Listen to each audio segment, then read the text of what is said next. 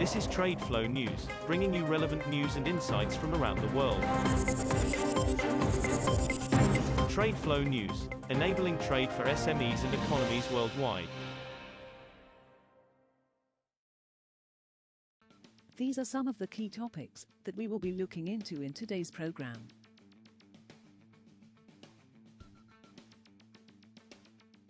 First, let's take a look at the overnight headlines which are impacting the commodity markets.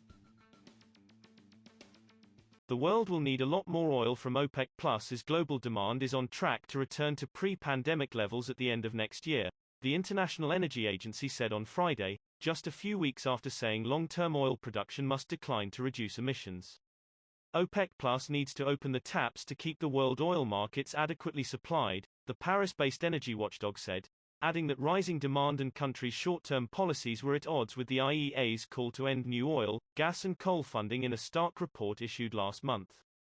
In 2022 there is scope for the 24-member OPEC Plus group, led by Saudi Arabia and Russia, to ramp up crude supply by 1.4 million barrels per day, BPD, above its July 2021 to March 2022 target, it said in its monthly oil report.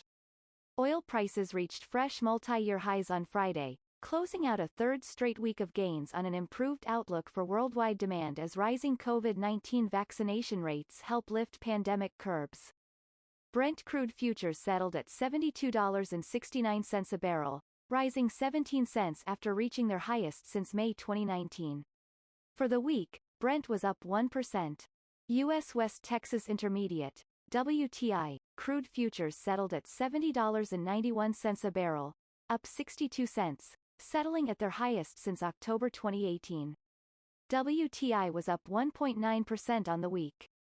Moving on to the top news in the energy sector. Norway is betting on hydrogen and offshore wind for its energy transition but will continue to extract oil and gas until 2050 and beyond, the outgoing centre-right government said as it presented its long-term energy strategy on Friday.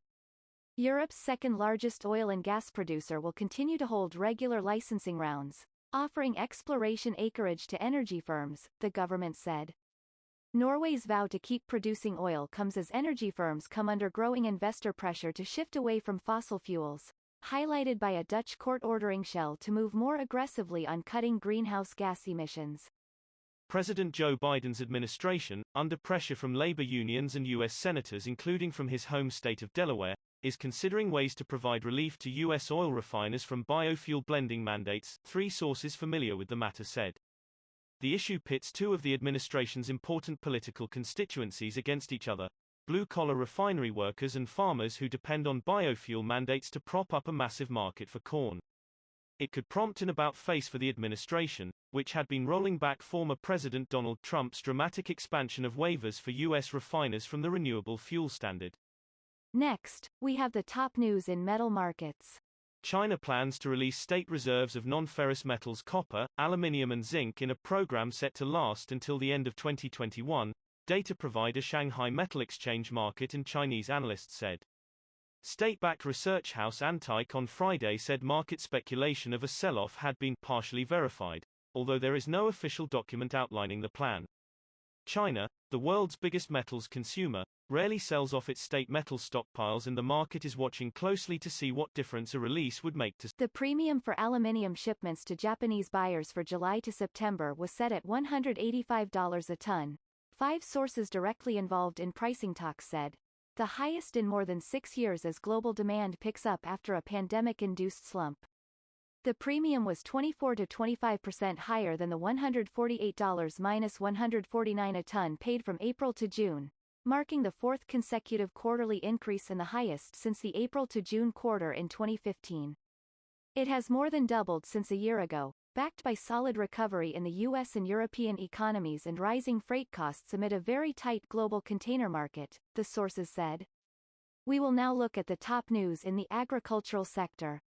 Russian agriculture consultancy Sovecon said on Friday that it had raised its forecast for the country's 2021 wheat crop by 1.5 million tons to 82.4 million tons.